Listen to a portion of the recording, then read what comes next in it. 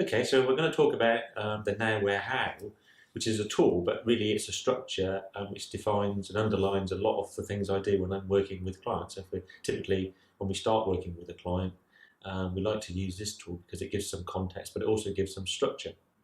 So where we start, and again, this is very typical when I'm working with a client, we start with the downloading, what I call the now scenario. So we just ask clients to talk about where they are now.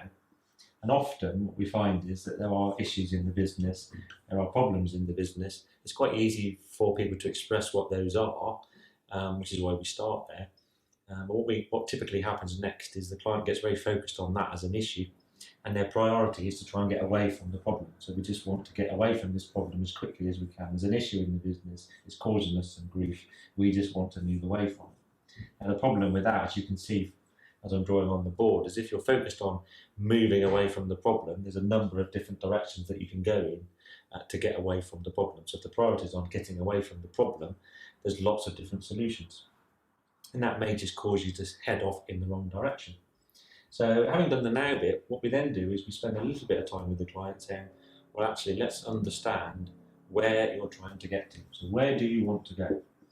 What does the outcome look like? What are we trying to achieve here? What's your vision for the future? If we have a successful outcome, what does that look like? So we understand where we're trying to get to. And that's really important because what that does is it gives us a direction of travel. So once we know where we're trying to get to, only then do we start thinking about how do we get there. And of course, what that does, as I said, is it gives us this direction of travel.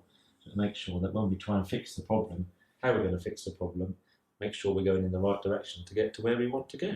So not a difficult tool to understand. As I said, it gives us a structure, and as we're working with clients, we repeatedly come back to this just to make sure that we're still heading in the right direction.